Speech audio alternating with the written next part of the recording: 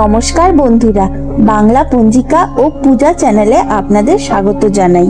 ভিডিওটি সম্পূর্ণ দেখার অনুরোধ রাখলাম আপনাদের কাছে এবং ভালো লাগলে লাইক, শেয়ার এবং সাবস্ক্রাইব করে আমাদের উৎসাহিত করবেন, যাতে আরো ভালো ভিডিও আমরা আপনাদের সামনে উপস্থাপন করতে পারি। ওম তৎপুরুষায় বিদ্মহে মহাদেবায় ধীমহি তন্নো রুদ্র প্রচোদয়াৎ। ওম নমঃ শিবায়, ওম নমঃ শিবায়, ওম নমঃ শিবায়। বন্ধুরা, আমরা সবাই জানি যে সনাতন ধর্মে প্রত্যেক দেবদেবীর পুজোর নির্দিষ্ট দিন, বার, ক্ষণ, তিথি, সময়কাল ও মন্ত্রসহ পূজা পদ্ধতির পুঙ্খানুপুঙ্খ বিবরণ আছে বিভিন্ন শাস্ত্রে। সেই মতে দেবাদিদেব মহাদেবকে পুজো করার বার হলো সোমবার, কিন্তু শ্রাবণ মাসের প্রতিটি দিনের যে কোনো সময়ই বাবার পুজোর প্রশস্ত সময় বলে শাস্ত্রে উল্লেখ আছে। অতএব বোঝাই যাচ্ছে যে শ্রাবণ মাস মহাদেবের পুজোর একটি অত্যন্ত গুরুত্বপূর্ণ মাস। আজকের ভিডিওতে আমরা এক এক করে জানব শ্রাবণ মাসের মাহাত্ম্য, শ্রাবণ মাসে কোন কোন তারিখ সোমবার পড়েছে এবং মহাদেবের ব্রত পালনের ও পুজোর উপকরণ ও নিয়মাবলী। সাথে থাকবে বাবার পুজোর পাশাপাশি কিছু বিশেষ টোটকা, যা আপনার জীবন থেকে অনেক সমস্যা দূর করে এনে দেবে সুফল। শ্রাবণ মাসের মাহাত্ম্য। শ্রাবণ মাসের মাহাত্ম্য সম্পর্কে পুরাণে বিভিন্ন মতের উল্লেখ পাওয়া যায়। একটি মত অনুযায়ী সত্যযুগে দেব অসুরের মধ্যে সমুদ্র মন্থন হয়েছিল এই শ্রাবণ মাসেই। সেই মন্থনের ফলে বিভিন্ন জিনিসের সাথে উঠে এসেছিল হলাহল বিষ। সমগ্র ব্রহ্মাণ্ডকে সেই ভয়ঙ্কর বিষের প্রভাব থেকে রক্ষা করতে দেবী বিপত্তারিণীকে স্মরণ করে মহাদেব অক্লেশে তা পান করে নেন। ফলে তার গলা নীল হয়ে যায় এবং সারা শরীরে তীব্র তাপ উৎপন্ন হয়। মহাদেবের সেই কষ্ট দূর করতে মা স্বয়ং স্বামীর গলায় হাত রাখেন এবং দেবতারা বাবার মাথায় ক্রমাগত জল ঢালতে থাকেন। সেই কারণে শ্রাবণ মাসে বাবাকে গঙ্গা জল দিয়ে অভিষেক করলে তিনি অত্যন্ত প্রসন্ন হন। অপর একটি মত অনুযায়ী দক্ষ যজ্ঞে দেবী সতী দেহত্যাগ করার আগে প্রতিজ্ঞা করেন যে প্রতি জন্মেই তিনি যেন শিবকে স্বামী রূপে পান। সেই মতো পরের জন্মে পার্বতী হয়ে জন্মগ্রহণ করে তিনি এই শ্রাবণ মাসেই উপবাস ও কঠোর তপস্যা করে মহাদেবকে প্রসন্ন করেছিলেন এবং প্রতিরূপে পেয়েছিলেন। তাই মনে করা হয় অবিবাহিত মেয়েরা শিবরাত্রির সাথে সাথে শ্রাবণ মাসের প্রত্যেক সোমবার ব্রত পালন করলে শিবের মতো স্বামী পান। এছাড়াও শাস্ত্রমতে আষাঢ় মাসের শুক্ল একাদশী তিথিতে বিষ্ণুসহ সব দেবদেবীগণ দীর্ঘ 4 মাসের জন্য যোগনিদ্রায় লীন হয়ে যান। তাই এই তিথিকে বলা হয় দেবশয়নী অথবা শয়ন একাদশী। জেগে থাকেন একমাত্র দেবাদিদেব মহাদেব। তাই সম্পূর্ণ শ্রাবণ মাস ধরে ভক্তরা শিবের আরাধনা করেন জগৎ কল্যাণের জন্য।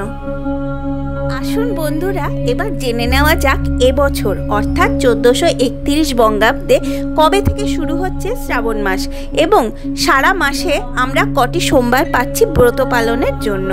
শাস্ত্রে শ্রাবণ মাসের গণনা করা হয় দুটি পদ্ধতিতে, সংক্রান্তি অনুসারে এবং পূর্ণিমা অনুসারে।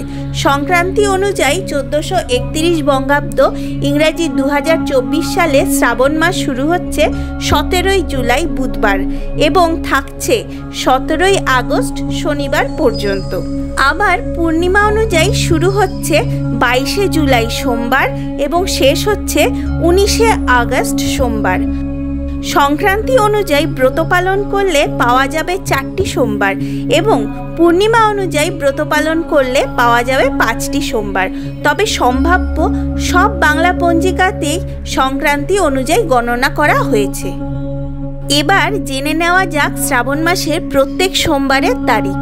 শ্রাবণ মাসের প্রথম সোমবার পড়েছে 6 শ্রাবণ 1431 ইংরাজির 22 জুলাই 2024। দ্বিতীয় সোমবার পড়েছে 13 শ্রাবণ ইংরাজির 29 জুলাই। তৃতীয় সোমবার পড়েছে 20 শ্রাবণ ইংরাজির 5 আগস্ট এবং চতুর্থ সোমবার পড়েছে 27 শ্রাবণ ইংরাজির 12 আগস্ট।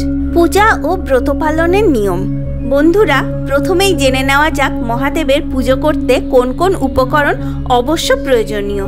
সবার প্রথমে যেটি লাগবে সেটি হলো গঙ্গা জল। এছাড়াও লাগবে গরুর কাঁচা দুধ, দই, ঘি, মধু, শর্করা অথবা বাতাসা, লাগবে অক্ষত বেলপাতা, প্রধানত সাদা ফুল, কিন্তু কোনোভাবেই কেতকী ফুল অর্পণ করা যাবে না। অন্তত একটি ধুত্রা ফুল, দূর্বা, আতপ চাল, কাটা ফল, 5 রকমের গোটা ফল, সিদ্ধি, শ্বেতচন্দন, পৈতে, ধূপ, দীপ, একটি পিতলের অথবা তামার অথবা মাটির ঘটি এবং একটি মাটির কলকে। ভোরবেলায় ঘুম থেকে উঠে স্নানাদি সম্পন্ন করার পর শুদ্ধ বস্ত্র পরিধান করে সবার প্রথমে ঠাকুর ঘর মুছে পরিষ্কার করে নেবেন। তারপর একটি ঘটিতে দুধ, দই, ঘি, মধু ও শর্করা মিশিয়ে পঞ্চামৃত প্রস্তুত করবেন। সাথে মেশাবেন একটু সিদ্ধি।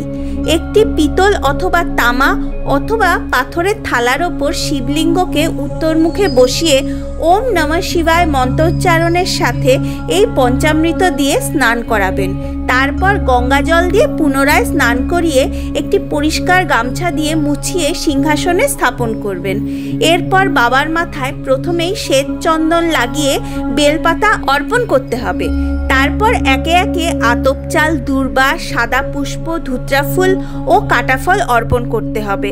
তারপর হাত জোর করে নিষ্ঠা ভরে বাবার ধ্যান করবেন এবং নিজের মনোবাঞ্ছা জানাবেন।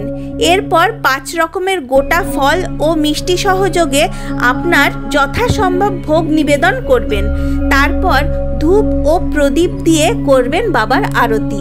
সবশেষে একাগ্র চিত্তে অন্তত 10 বার মহামৃত্যুঞ্জয় মন্ত্র জপ অবশ্যই করবেন, যথা ওম ত্র্যম্বকম যজামহে সুগন্ধিম পুষ্টিবর্ধনম উর্বারুকমিব বন্ধনাৎ মৃত্যুর্মুক্ষীয়মামৃতাৎ। আপনারা যারা শ্রাবণ মাসের উপবাস করবেন তাদের কিছু নিয়ম অবশ্যই মেনে চলতে হবে।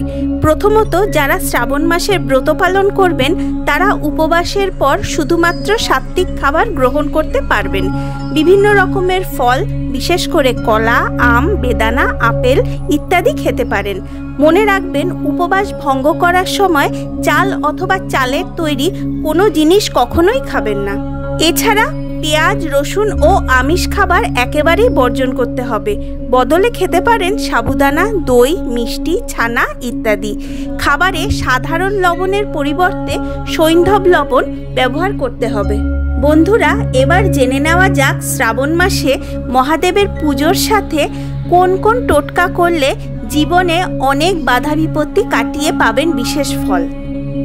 শ্রাবণ মাসে সোমবারের পুজো করার সময় মহাদেবকে আতপ চাল অর্পণ করতে ভুলবেন না। মনে করা হয় এই পুজোর সময় আতপ চাল অর্পণ করলে আর্থিক সমস্যা দূর হয় এবং অর্থ বৃদ্ধি পেতে থাকে। সেই সঙ্গে হঠাৎ করে মাইনে বেড়ে যাওয়ার সম্ভাবনাও থাকে। জীবনে খারাপ ঘটনা এড়াতে মহাদেবের পুজোর সময় জব অর্পণ করুন। এর ফলে জীবনে অনেক দুর্ঘটনার হাত থেকে মুক্তি পাওয়া যাবে। জব দিয়ে মহাদেবের আরাধনা করলে বাড়ির ভিতর যদি কোনো অশুভ শক্তি থেকে থাকে তাও দূরে সরে যায় এবং শুভ শক্তি প্রবেশ করতে সক্ষম হয়। ফলে হারানো সুখ শান্তি ফিরে আসে ও জীবন আনন্দে ভরে ওঠে।